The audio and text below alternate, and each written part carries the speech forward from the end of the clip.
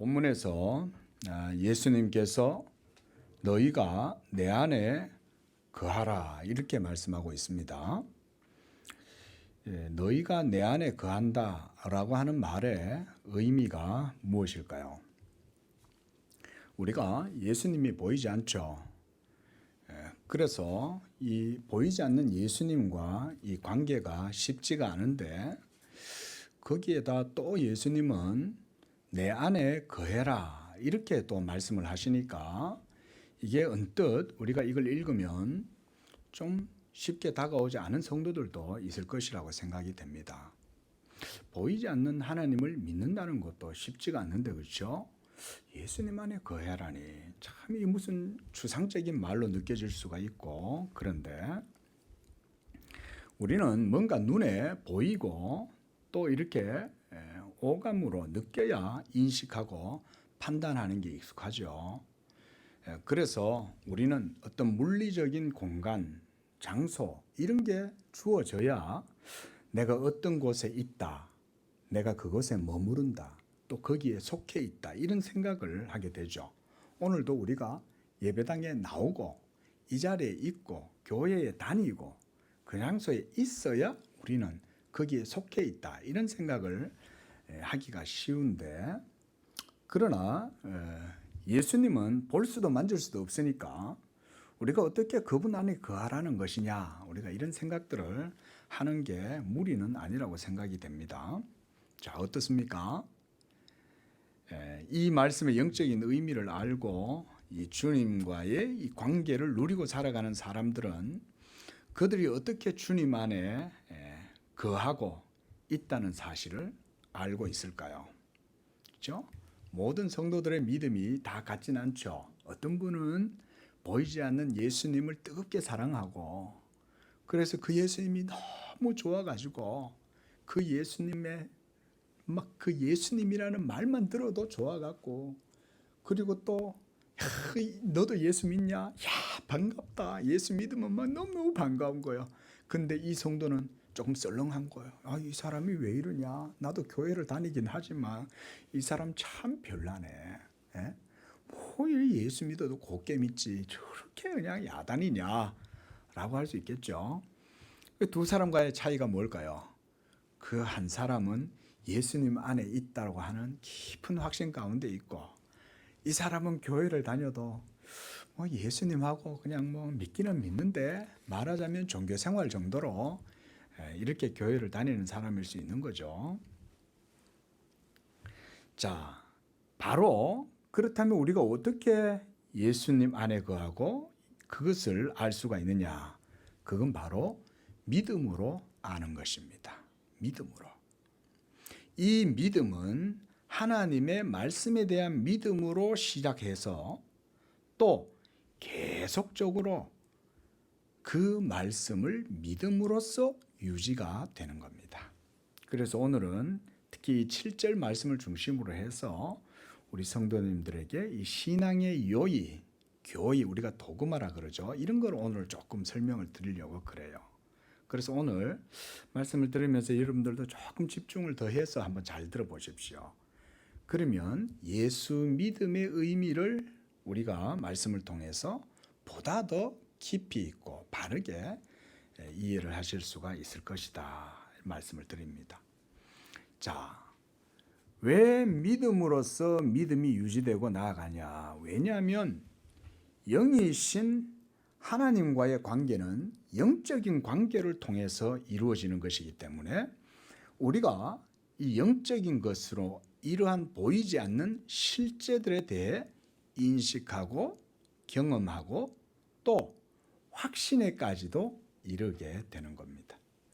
추상적이고 관념적인 것은 우리가 보통 실제라고 생각을 잘 안 하는 경향이 있죠.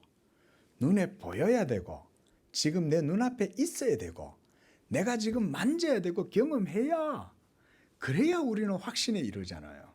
그러나 사실은요, 그거는 그렇지 않습니다. 보다 더 깊이 있게 들어가면 사실은 믿음에 의해서 바른 확신에 도달하게 돼요. 여기서 또 하나 강조드리고자 하는 것은 바로 영적인 관계, 우리가 spiritual relationship 이런 말의 정확한 의미, 이 영적인 관계 이것은 추상적인 것이나 또는 뭔가 신비로움에 휩싸여서 아리송하고 그리고 애매모호하고 이런 말이 아니에요. 이 영적인 관계라는 것은. 오늘 이것을 우리 성도들이 정확하게 아십시오. 하나님과의 영적인 관계, 예수님과의 영적인 관계, 내 안에 거하라라고 하신 주님의 그 말의 의미, 이것을 우리 성도들이 이 말씀을 통해서 분명하게 짚고 넘어갔으면 좋겠어요. 자, 하나님의 진리의 말씀을 따라서 객관적이고 보편적이고 실제적이라는 말이 바로 이 영적인 관계라는 말이에요. 제가 일전에도 한번 드린 적이 있는데 영적이라는 말은 말씀적이다 이 말인 거예요. 하나님의 말씀적인 게 영적인 거예요. 대부분 사람들이 영적이다 그러면 우리가 뭐 어떤 초월적인 우리가 보통 보면 뭐 영화 같은 데 보면은 요즘은 보니까 또 시대가 이 종교다원주의 포스트 모더니즘 이러다 보니까 TV에도 보면 뭐 이렇게 귀신 얘기가 드라마 속에 문화 가운데 많이 등장을 하더라고요. 그렇죠? 또 귀신의 등장도 되게 멋있고 예쁘게 막 보여주는 거예요. 뭐 이렇게 젤리 같은 게 막 귀신들이 전부 다 젤리로 드러나고 막 이렇게. 예? 뭐 귀신이 조금 귀엽고 뭐 약간 좀 그런 거예요. 그런 것들은 사실은 전혀 영적인 게 아니죠. 뭐 점치고 뭐 이런 거 영적인 게 아니에요, 여러분. 꿈 많이 꾸고 이런 거 영적인 거 아닙니다. 진짜 영적인 것은 하나님의 말씀적인 게 영적인 거예요. 그래서 하나님의 말씀을 따라 객관적이고 보편적이고 실제적인 것, 이게 바로 영적인 관계다. 저는 그래서 하나님께서 우리 연약한 육신의 눈에 맞추어서 자기의 객관적인 진리의 말씀을 이스라엘 백성들에게 율법의 형태로 주셨다고 생각을 해요. 하나님께서 자기 백성들에게 주신 율법은 추상적인 것이 결코 아니었죠. 그렇죠? 그리고 살아계신 하나님도 추상적인 분이 아니었죠. 그 하나님의 임재는 어마무시한 역사를 일으키는 거예요. 예? 천지 만물을 창조하신 하나님이 시내산에 임재하시니까 어떻게 됩니까? 온 산이 막 우두두두두두 요동하고 산이 불타버리죠.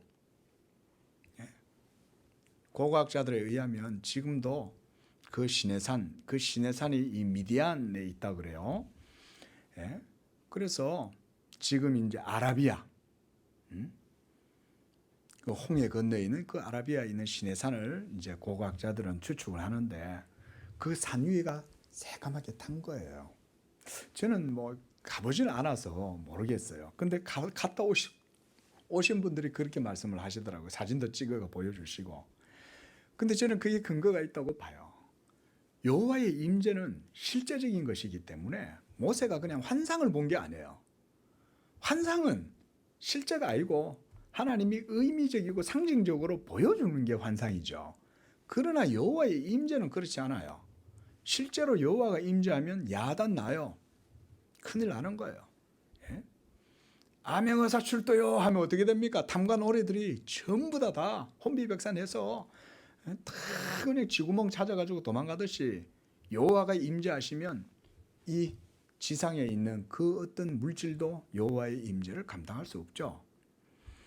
자, 여러분 그렇게 율법은 추상적인 것이 아니라 그래서 하나님께서 우리 성도들을 위해서 법조문의 형태로 객관적으로 주신 거예요. 그래서 우리가 의문이라 그러죠. 이 문서에 쓰여진 형태, 이 증서의 형태로 그래서 율법이 제시가 된 거예요. 자, 율법은 추상적입니까? 객관적인 거죠. 문서의 형태로 주신 거잖아요. 그래서 예수님께서도 우리를 위해서 구속의 의를 행하고 이루실 때 전적으로 하나님의 말씀인 율법에 기록된 것을 이루려고 하셨던 겁니다. 왜냐하면 예수님의 진리는 객관적인 진리를 이루는 것이기 때문에 그래서 모세의 율법을 따라서 모든 의를 행하신 거예요. 이런 게 중요한 거예요. 그래서 진리는 단지 추상적이거나 관념적인 것에만 그치는 게 아니라 여러분들의 삶에 실제적으로 제시된 이 율법의 말씀대로 행해서 그 의미를 모두 실천해서 그래서 예수님이 우리의 구원을 위한 의를 이루셔야 했던 거예요. 이게 복음의 의미입니다. 이것이 바로 구약 이스라엘 백성들에게 주신 모세의 율법이었어요. 자, 이제 신약 시대에 하나님과 여러분 성도들과의 관계는 어떻습니까? 사도 바울은 신약에 예수 믿는 그리스도인들은 더 이상 율법 아래 있지 않다고 말했어요. 만약 율법 아래 있고자 한다면 그리스도께서 헛되이 죽으셨을 뿐만 아니라 또한 그 사람도 율법 전체를 행할 의무를 지게 되는 거예요. 그렇죠? 이 정도는 우리 성도들이 이제는 다 이해를 하실 거라고 생각을 해요. 그래서 율법을 행하려는 마음을 가지고 있으면 그 사람은 그 가운데 하나라도 행하지 못하면 하나님께 정죄를 당하는 거예요. 자, 자신 있습니까? 한 사람도 여기에 자신 있는 사람은 없어요. 우리는 한 계명도 지킬 수 없기 때문에. 그러나 복음의 신앙은 더 이상 율법 아래 있지 않고 은혜 아래 있다고 사도 바울은 분명히 선언을 했어요. 예수 그리스도를 믿는 자들은 이 모든 율법의 저주와 진노의 형벌에서 해방되었고 생명의 성령의 법이 그들 안에 역사하고 있기 때문에 그들의 양심은 이제 율법에서 자유한 거예요. 하나님의 자비와 사랑을 경험하고 확신해서 영적인 평안과 위로를 누리는 자들이 그래서 신약의 성도들 그들입니다. 자, 무엇보다 중요한 교훈은 이제 우리가 율법으로 하나님과 언약의 관계를 맺는 것이 아니에요. 그것은 구약 성도들이 그랬죠. 모세의 율법 아래에서 하나님을 섬김으로 언약의 관계가 유지가 되는 거예요. 예? 하지만 신약의 시대에서 우리는 어떻게 그럼 하나님의 언약 백성으로 살아가느냐, 오늘 그 말씀을 드리는 거예요. 우리는 이제 예수를 믿음으로써 하나님과의 언약의 관계 가운데 서게 되었다는 것입니다. 믿으시기 바랍니다. 이건 정말 목사가 이 말씀 보면 복된 거예요. 여러분들에게 모든 하나님의 복의 가능성이 이제 다 열렸다 이 말인 거예요. 믿으시기 바랍니다. 예전에는 하나님의 진노와 저주 아래에서 집에서 우리는 못 하나도 제대로 못 봤잖아요. 저도 어릴 적에 시골에서 살아서요 보면요 주변에 막 절간이 많았어요. 무당도 많고 맨날 아침 되면 꽝꽝꽝꽝 막 북소리 들리고 지나가 보면 막 무당이 서슬퍼런 칼 갖다 놓고요 그 위에서 춤추고 그래요. 저도 그런 동네에서 자랐거든요. 우리 모든 한국에 있는 성도들이야 다 그런 거 익숙하죠. 못 하나도 제대로 못 박잖아요. 못 박으면 잘못하면 애기 들어가지고 큰일을 당하는 거예요. 집 바깥에도 함부로 못 나가요. 왜? 번개 맞아 죽을까 봐. 하늘엔 구름 한 점 없는데 혹시 집에 나서다가 기와장이 떨어져가 죽을 거 아닐까? 그런 걱정하고 사는 거죠. 죄와 사망 가운데 맥혀가지고 막 징크스 이런 거에도 자유롭지 못하잖아요. 막 축구 선수들이 골을 발로 빵 찼는데 마침 골대에 맞았어. 모든 선수들이 다 징크스에 사로잡혀갖고 야 오늘 우리는 못 이긴다. 벌써 이 전의를 상실한 거죠. 그뿐 아니죠. 지나가는데 갑자기 옷이 툭 찢어졌는데 왜 그날 하루가 운이 없을 거라고 생각을 하는 거예요. 평상시에 좀 목 관리를 잘 해서 못을 좀 제대로 박지. 그거 탓은 안 하고 그 못에 옷가랑이 걸려가 찢어졌는데 그것 때문에 오늘 하루 재수가 없을 거라는 생각을 하는 거죠. 자, 어떻습니까? 사람들 자유합니까? 이 세상에 있는 사람들요 자유하지 않습니다. 모두 양심 속에요. 그뿐만 아니에요. 제가 신뢰를 든 그런 일뿐만 아니라 사람들의 마음속에 양심을 짓누르고 쫓아오는 그 뭔가가 항상 그들을 괴롭히는 거예요. 꿈에서도 가위가 눌리고 꿈에서도 누가 막 쫓아오고 막 계속 그러는 거죠. 여러분, 그러나 예수 그리스도의 복음으로 말미암아 이 모든 것들이 다 해결됐을 뿐만 아니라 하나님과 사이에서 가로막혔던 모든 담도 허물어지고 이제는 하나님의 모든 부유한 복이 이제는 우리에게 주어지게 되었다. 그게 바로 이 언약의 복음인 거예요. 그러니까 얼마나 좋겠어요. 오늘 예수님이 지금 7절에 하시는 말씀의 요지가 뭐예요? 보세요. 너희가 내 안에 거하고 내 말이 너희 안에 거하면 무엇이든지 원하는 대로 구해라. 그리하면 이루리라. 저 같으면 이거 낼름 받아 삼키겠어요. 이 말씀. 할렐루야 이러면서. 그렇죠? 원하는 대로 구하라는데 얼마나 좋아요. 이 요술 램프가 따로 있어요. 이런 게 요술 램프죠. 알라딘의 요술 램프 보면 지니야 하고 이렇게 살살 문지르면 지니가 싹 나타나서 주인님 부르셨어요 이러면서 하잖아요. 또 어떻습니까? 우리나라 또 도깨비 방망이 있잖아요. 금 나와라 뚝딱 은 나와라 뚝딱. 말하자면 지금 그거 아니에요. 예수님이 무엇이든지 원하는 대로 구해라. 이래도 전부 다 별로 감동이 없으니까 이게 참. 아니 무엇이든지 원하는 대로 구하라고 지금 예수님이 말씀하고 계시잖아요. 이 말씀은 뭡니까? 하나님의 모든 복과 은총, 선물들을 누릴 수 있는 모든 법적 기반이 마련됐다 이 얘기인 거예요. 그러니까 너희가 더 이상 이제는 거릴 거 없이 하나님께 다 구해라. 그 초석을 내가 마련하겠다 그 얘기인 거예요.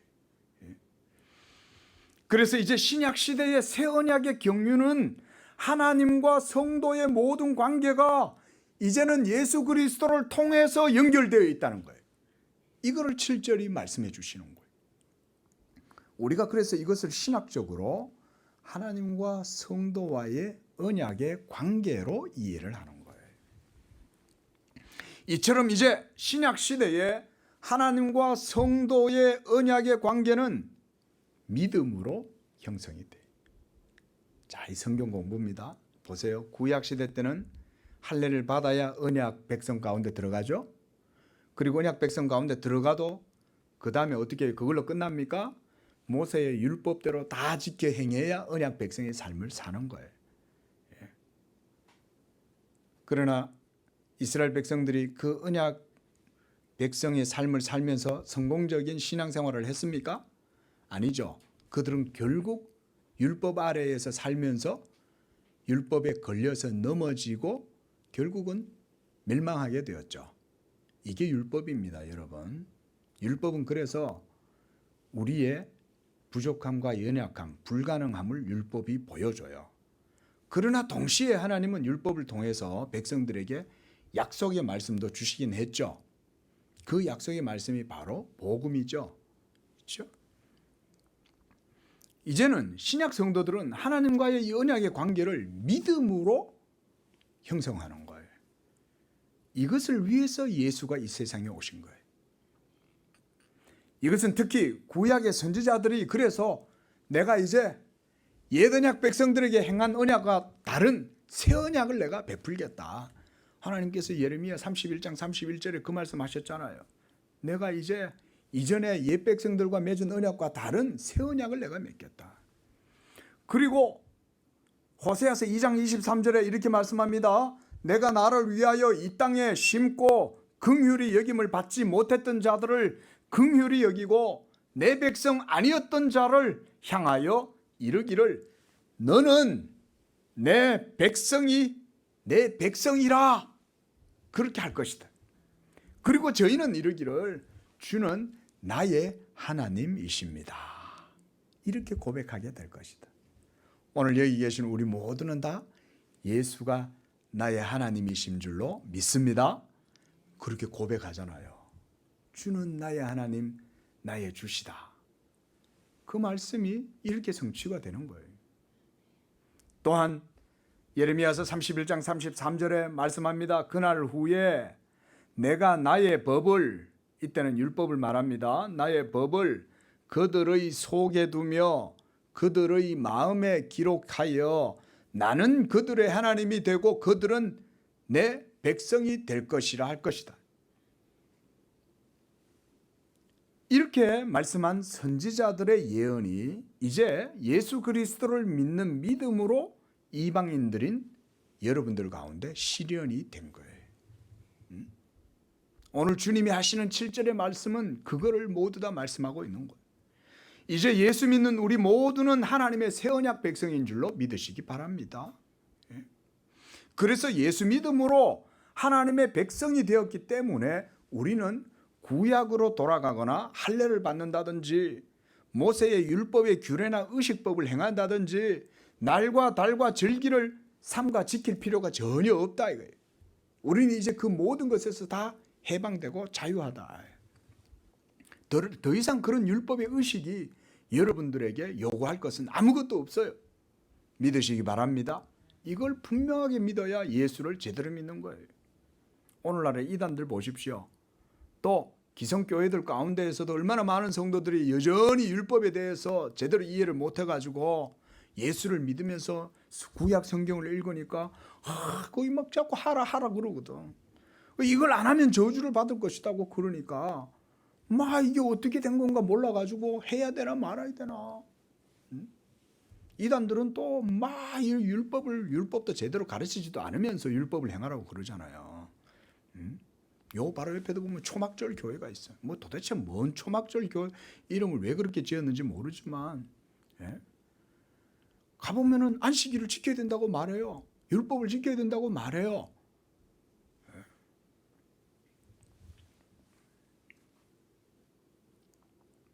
그런 게 아니죠.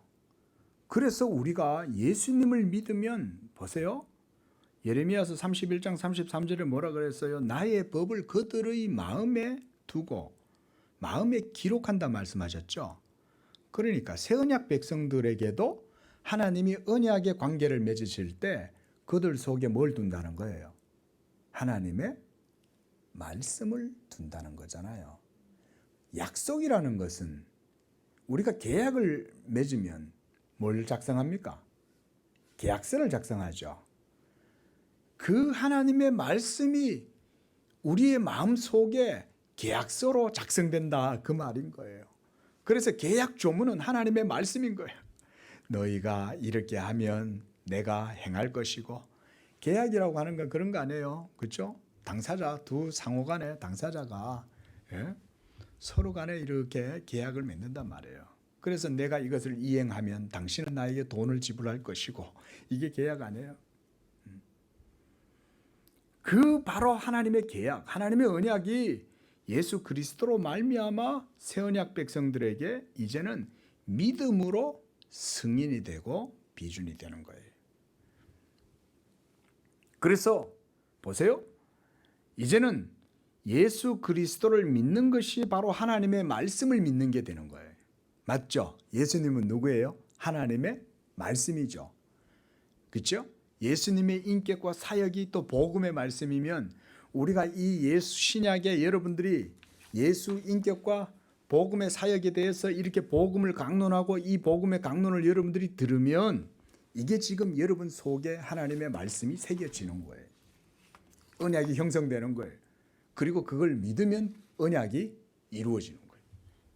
말하자면 그런 거예요. 제가. 그래서 하나님께서도 자기 말씀을 통해서 우리에게 오셔요. 이 언약이 이루어질 때. 그리고 우리가 하나님의 말씀이신 예수님을 통해서 하나님께로 나아가게 되고, 그로 말미암아 하나님과 생명의 연합, 의의 관계, 이것을 맺게 되고, 이로써 진리 가운데 우리가 하나님과의 영적인 관계를 이루게 되는 거예요. 이 예수 그리스도의 복음을 받아들이는, 그래서 개인, 가족, 집안, 또 사회, 공동체, 그리고 나라와 민족에까지 하나님의 언약의 복은 다 영향력을 미치게 돼요. 놀랍죠? 그게 예수 복음이에요, 여러분. 그래서 지금도 이 하나님의 복음의 영향력은 여전히 유효하기 때문에 한 개인뿐 아니라, 그래서 기독교는요 개인 구원만 말하지 않아요. 언약을 말하기 때문에 여러분 개인도 거기에 적용되지만 여러분들의 집안도 언약의 바운더리 안으로 들어옵니다. 또한 그래서 주 예수를 믿으라 그리하면 너와 너의 집이 구원을 얻는다 그러죠. 이게 언약이기 때문에 그런 거예요. 또 어때요? 한 사회도 사회 공동체도 마찬가지입니다. 그 사회가 복음을 받아들이면 언약의 복이 그 사회에도 임하는 거예요. 그리고 나라와 민족도 마찬가지입니다. 복음을 받아들이는 나라도 하나님이 창성하게 하시는 거예요. 얼마나 이 복음이 복되니까 하나님께서 예수 복음이 들어간 곳에는 아브라함의 복이 그 민족에게도 임하게 하는 거예요. 자, 하나님께서 아브라함에게 하신 언약의 내용이 뭐였어요? 아브라함아, 너로 말미암아 개인이 복을 받을 거라고 그랬어요? 민족이 복을 받는다고 그런 거예요. 그게 여러분 복음의 언약적 특성인 거예요. 예수 복음은 그런 거예요. 그래서 우리나라도 하나님이 복을 주시려고 이 땅에 복음이 전파되게 하신 거예요. 이 작은 나라, 호랑이 꼬랑이지 우리가 무슨 호랑이에요. 예? 호랑이 엉덩이에 붙어있는 꼬랑지 정도 될란가 몰라. 우리는 막 스스로 호랑이라고 막 그러잖아요. 아니에요. 하나님이 은혜 주시니 호랑이처럼 행세를 하는 거지. 예? 복음이 이 나라에 전파될 때 보세요. 우리나라의 상황이 서구 열강의 각축장이었잖아요. 서로 이 나라를 뜯어먹고 요충지, 전략적 요충지를 차지하려고 막 싸움을 벌여. 청일전쟁, 러일전쟁, 온갖 전쟁이 여기 다 일어나고. 고래싸움에 새우등 터지는 거 아니에요, 우리나라가. 그런데 복음이 이 나라에 들어오니까 이 나라가 점점 강성해진 거 아니에요. 믿으시기 바랍니다. 그게 복음이. 지금 보세요. 복음 없는 나라들 보세요. 예? 기독교가 들어가도 캐톨릭이 들어간 나라와 개신교가 들어간 나라는 다릅니다, 여러분. 제가 뭐 종교 폄하하는 거 아니에요. 진리를 얘기하는 거예요. 예수 복음이 들어간 곳에는 진리가 역사해서 사람들이 개화가 되고 지식이 생기고 지혜가 생겨요. 그리고 그 사회에 빛이 임해서 막 어두운 것들이 떠나가요. 법이 세워지기 시작해요. 정의가 세워지기 시작해요. 예수 복음이 들어가면 그게 바로 언약의 복인 거예요. 그렇게 여러분들의 모든 삶의 지경에 이 언약의 복이 임하시기를 축원드립니다. 예수 믿음의 복이 그런 거예요. 그래서 그래서 우리가 오늘날 성도들이 기도해야 되는 거예요. 그렇기 때문에 이 하나님 나라를 위해서 기도해야 되는 거예요. 동시에 이 복음을 거부하고 성령을 거스르고 하나님의 뜻을 거스르고 교회를 핍박하면 어떻게 돼요? 하나님이 그냥 안 놔두세요. 저 중국 요즘 저 어딥니까 지금? 지금 막 그 이슬람 세력들이 일어나 가지고 온갖 지금 야단을 치고 있는데 여러분 예수 복음을 받아들이지 않으면 결국 스스로 자멸하게 됩니다. 하나님이 그냥 안 놔둡니다. 지금은 자기네들이 막 정권을 잡았다고 득세할 것 같죠? 두고 보세요. 하나님이 어떻게 게임을 하시는가. 하나님은요 그냥 두고 안 봅니다. 반드시 하나님이 그 위에 진노하고 심판하십니다. 그래서 이런 본문을 통해서 예수님께서 우리와의 이 언약의 방식을 그래서 예수님이 포도나무와 가지의 관계로 보여주시는 거예요. 그러니까 우리가 예수님을 믿는 것이 곧 그리스도와의 생명의 연합을 이루는 거죠. 그게 바로 언약이죠. 하나님과의 관계를 맺는 거잖아요. 그리고 그 연합의 관계 안에서 모든 생명과 의의 자양분을 포도나무 대신 예수님께로부터 받아서 누리게 된다고 말씀하시는 거예요. 여러분에게 주시는 모든 복과 은사들은 예수 그리스도로 말미암아 하나님께서 주시는 것인 줄로 믿으시기 바랍니다. 이전에는 잘 몰랐을지라도 이제는 그렇게 고백을 하세요. 내 삶에 이루어지는 모든 일들은 다 예수님께로부터 오는 것이구나. 사랑하는 자여 네 영혼이 잘됨 같이 이렇게 말씀하죠.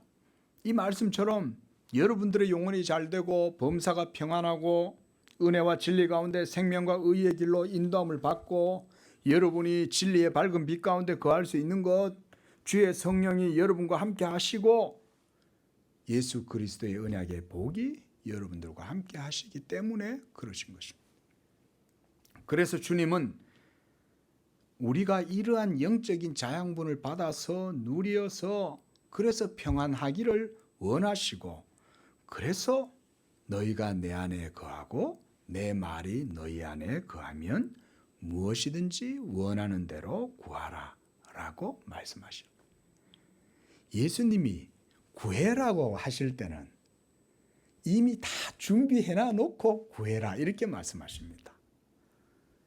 하나님이 우리에게 뭔가 기도해라 할 때는 너희가 기도 안 하면 내가 안 줘. 이래서 하나님이 기도하시라는 게 아니에요. 또 우리가 기도해서 뭔가 이루어지니 그래서 기도해라는 것도 아니에요. 이미 모든 것들을 하나님이 다 준비해 놓고 하나님은 이미 꽉 차 있어요. 그래서 하나님이 기도해라고 그러는 거예요. 여기서 특별히 예수님이 내 말이 너희 안에 거하면 이라고 이렇게 말씀하세요. 이게 핵심이에요. 예수님의 말씀은 바로 하나님과의 언약에 있어서도 핵심이었죠. 그렇죠? 이 말씀으로 우리가 하나님과의 언약 관계를 맺잖아요. 동시에 우리가 기도할 때도 예수님의 말씀이 우리에게 있어야 그 기도가 유효한 기도가 된다 이 말인 거예요. 우리의 신앙은 이 예수 복음의 말씀의 뿌리를 받고 있어야 합니다. 그래야 신앙의 유익을 얻어요. 세간에 어떤 사람들은 사람이 종교를 가지는 것은 유익하다 이런 말들 하는 거 들어보셨죠? 전혀 저는 틀린 말은 아니라고 생각을 해요. 왜냐하면 종교를 가짐으로써 인간의 그 마음이 뭔가의 초월적 존재에 대해서 의존을 하다 보니까 그래서 심리적으로 이 안정감을 얻는 거죠. 그런 측면에서는 약간의 유익은 저는 있다라고 생각은 해요. 하지만 우리 기독교에는 이게 해당하지 않아요. 왜냐하면 이것은 복음이 아니기 때문에. 믿으시기 바랍니다. 복음하고 비슷한 것 같은데 복음이 아닌 게 세상에 많습니다, 여러분. 예를 들어서 긍정적인 마인드. 여러분, 긍정적인 마인드는 나쁜 게 아니죠. 그거 뭐 좋은 거예요. 긍정적으로 사세요 라고 하는 말은 나쁜 말은 아니에요. 하지만 그건 복음은 아니에요. 복음은 긍정적인 마음으로 산다고 해서 복음이 여러분들에게 복이 되고 하나님의 어떤 언약의 복이 여러분들에게 임하고 이런 게 없어요.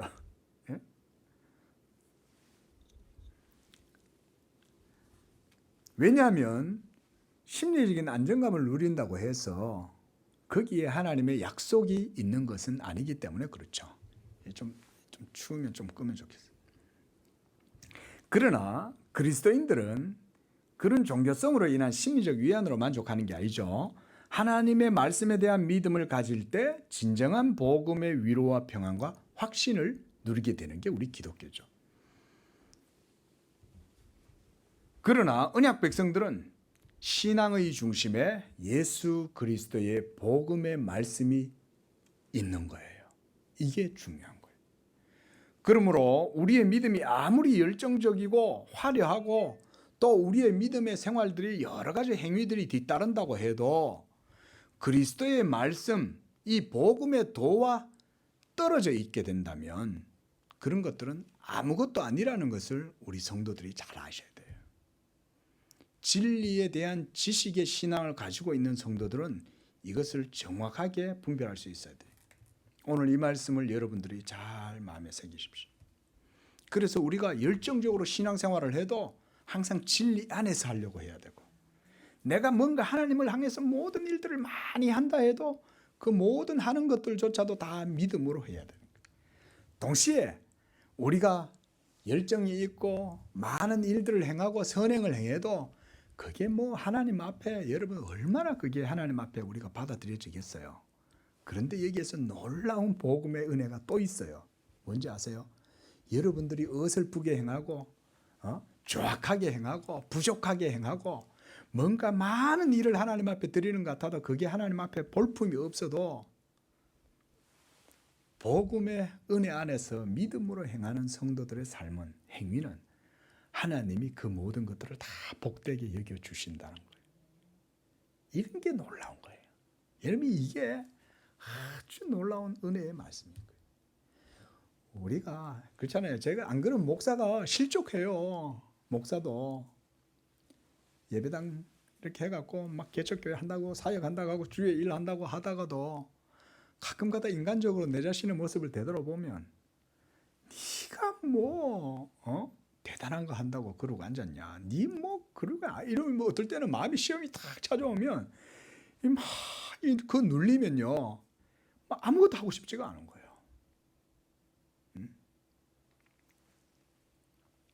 제 아버지가 제가 얼마나 못나 보였으면 제가 하나님 부르심을 받고는 한참 고민을 했어요. 내가 이거 할 만한 사람이 못 되는데 그러고 있는데 결국은 내가 마음을 먹었어요. 하나님의 뜻이구나, 가자. 근데 제 아버지한테 말씀드렸더니 제 아버지가 장로님이신데 그러시는 거예요. 야, 니는 못한다 이러는 거예요. 저보고. 네가 무슨 목사를 하겠다는 거야. 너 못한다 임마. 한 번씩 제 자신을 돌아보면 그 말씀이 맞다는 생각이 드는 거예요. 아버지는 해안을 가지고 있구나. 그래, 이 자식이 얼마나 못났는지 아니까 니는 그거 못한다 그 말씀 하셨구나. 제가 참 그거 생각날 때마다 마음이요 이게 막 주눅이 들어요. 근데 복음의 말씀을 생각하면 거기에서 새 힘을 얻어요. 야, 그렇구나. 나는 못하지만 하나님이 내게 주신 은혜와 복이 바로 그거구나. 예수 믿음에서 믿음으로 나아가는 거구나. 그리스도 예수로 말미암아 하나님께서 내게 이런 은혜를 주셔서 내가 부족하고 연약한 가운데 행하는 모든 것들 가운데 하나님이 복을 주시는 거구나. 은혜를 주시는 거구나. 우리 성도님들에게도 이 교리는 동일하게 적용되는 거예요.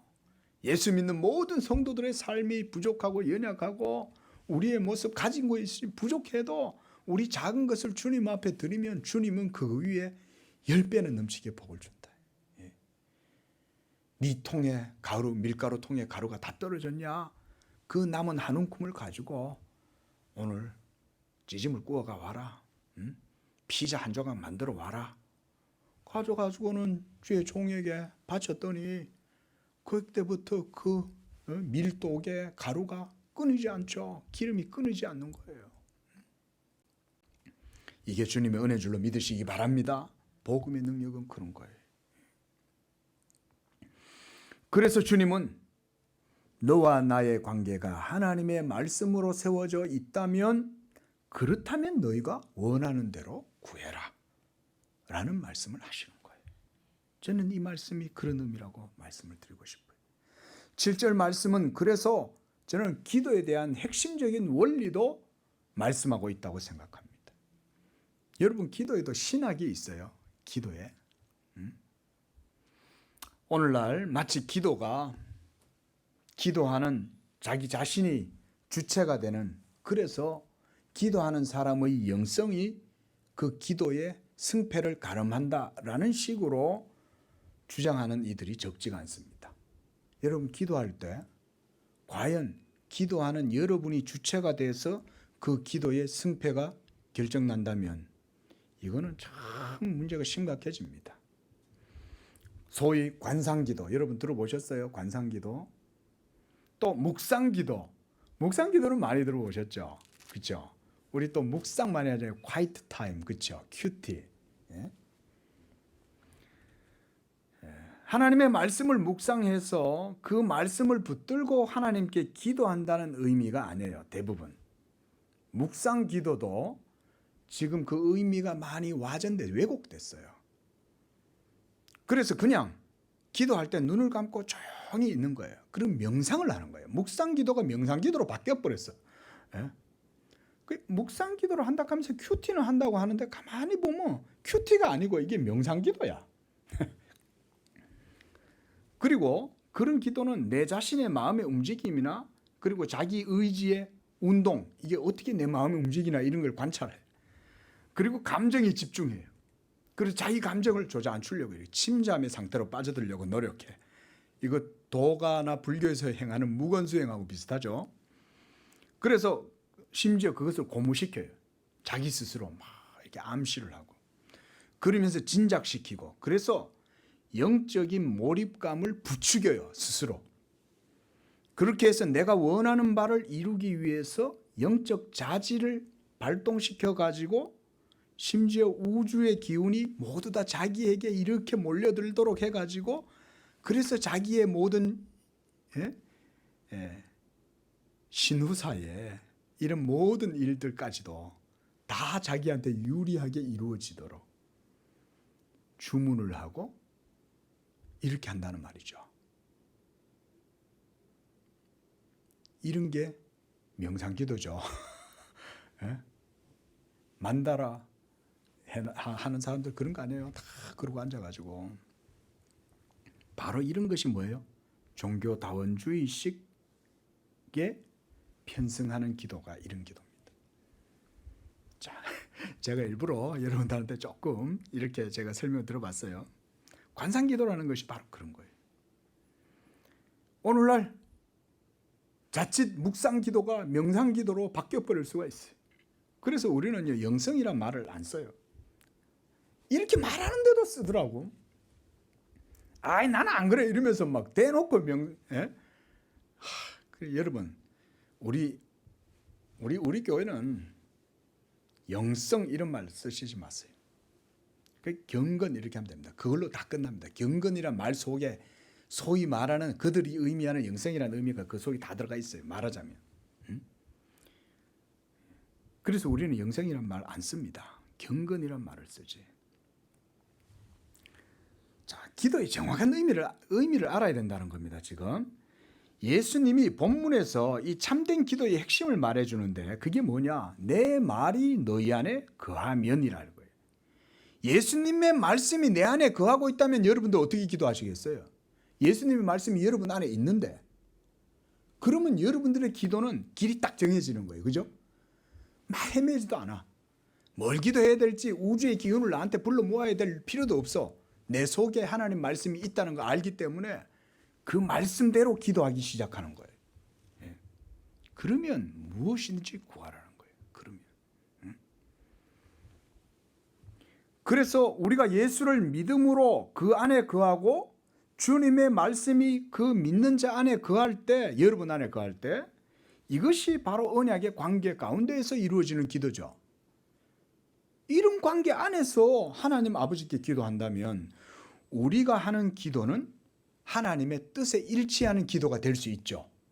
왜냐하면 예수님을 통해서 영적인 관계가 온전하게 이루어져 있으니까. 그러니까 우리의 기도도 중언부언 기도도 안 해요. 그리고 하나님께 기도할 때도 하나님의 뜻에 포커스를 맞출 수가 있어요. 예수님을 통해서 하나님께 기도하지 않으면 내 기도는 관역을 벗어나요. 자, 내가 원하는 걸 기도해야 되나? 내가 지금 이런 문제가 있는데 이런 걸 놓고 기도해야 되나? 먹고 마시고 입고 살아가는 문제를 위해서 기도해야 되나? 이런단 말이죠. 하지만 예수의 말씀이 안에 있는 사람은 정확하게 기도의 포커스를 잡고 기도하는 거예요.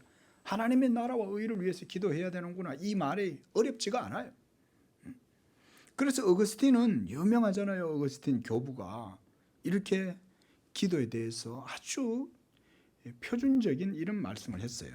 자, 보세요. 이 참회록에 그가 이렇게 기도합니다. 명령하시는 것을 주시옵소서. 그리고 원하시는 것을 명령하시옵소서. 이게 기도인 거예요. 다시 한번. 명령하시는 것을 주시옵소서. 그냥 달라고 안 하는 거예요. 하나님이 명령하신 것을 달라는 거예요. 그러니까 하나님의 뜻대로 기도하겠다는 거죠. 그리고 하나님이 원하시는 것을 명령하시옵소서. 그러면 원하는 걸 내게 주실 거 아니에요. 그렇죠? 아리송하죠. 말씀이 더 훈련이 돼야 되는 거예요. 성도의 믿음의 열매는 모두 포도나무이신 예수 그리스도께로부터 자양분을 얻어서 맺힙니다. 이렇게 할 때에 하나님께서 기쁘게 받으시는 의의 열매를 우리가 맺을 수가 있어요. 믿으시기 바랍니다. 얼마나 감사하고 복됩니까? 하나님의 기뻐하시는 의의 열매가 내 삶에 열린다. 이것처럼 복된 게 없는 거예요. 우리의 힘과 지혜와 노력, 공로, 선한 의지에서는 의의 열매를 맺을 수가 없어요. 빨리 이런 것에서 여러분들의 믿음을 빨리 교정을 하세요. 그래서 예수 믿음이 아니라 내 의와 내 의지, 내 공로, 내 노력에 의해서 내가 하나님을 기쁘시게 하려고 뭔가 하고 있다면 빨리 이걸 고치세요. 지금 이 말씀 듣고. 그래서 예수님께 포커스를 맞추세요. 여러분, 사람이 자기의 의지를 가지고 수고하고 노력하면 뭔가 이룰 것 같아도요, 우리가 작심삼일이라는 말이 있죠.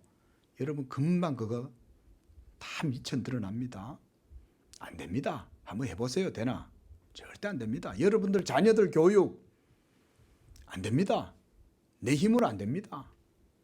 예수 이름으로 해야지. 믿음으로 해야지. 하나님께 기도함으로 해야지. 그러나 자기를 부인하고 오직 예수로만 자기의 의로 삼는 성도, 하나님의 말씀을 따라서 나아가는 성도는 믿음으로 하나님이 기뻐하는 열매를 맺을 수가 있어요. 이게 맺혀요. 놀랍게. 자, 이제 우리가 실천적인 그런 적용을 한번 해보시기 바랍니다. 여러분들의 삶 속에 예수 복음이 이와 같은 열매가 맺히도록 더 예수 믿음에 여러분들이 나아가십시오. 지금 내가 예수를 믿고 있지만 더욱더 나아가시기를 바랍니다. 그리고 이렇게 성령께서도 그의 믿음에 역사하시고 아버지께서 그 믿음의 복을 주시는 거예요. 삼위일체 하나님이 우리의 믿음 가운데 이와 같이 역사하시는 거예요. 그래서 믿음으로 행하는 일들 가운데 하나님의 선한 일들, 성령의 열매, 의의 열매가 맺히게 하시는 것입니다. 바로 그 말씀을 주님이 바로 다음 구절에서 이렇게 말씀하고 있어요. 너희가 내 제자가 되리라. 이게 바로 그 말씀의 의미입니다. 제자가 된다는 말은 예수님의 도를 스승이신 예수님께 제자로서 배운다 이 말이잖아요. 믿음의 도를 배웠으니 당연히 그의 제자로서 생명과 의의 열매가 맺히는 건 당연하죠. 예수님께 배웠으니까. 공자한테 배운 맹자나 순자나 이런 사람들이 공자를 따라다니면서 유가를 형성했다면 예수 그리스도 하나님의 아들을 따라서 우리가 진리와 생명의 도를 따라서 배우면 제자가 된다는 말이 뭐예요? 여러분들의 삶 속에 그리스도의 교훈이 열매 맺힌다 이 말 아니에요. 꽃이 피고 열매가 맺힌다. 그게 예수님의 제자가 되는 거죠. 믿음으로. 그래서 그들은 자유한 자들인 거예요. 그리스도의 제자가 되면 그 도를 배움으로 자유하는 거예요. 공자한테 열심히 유교를 배웠어요. 자유합니까? 아니죠. 자유하지 않죠.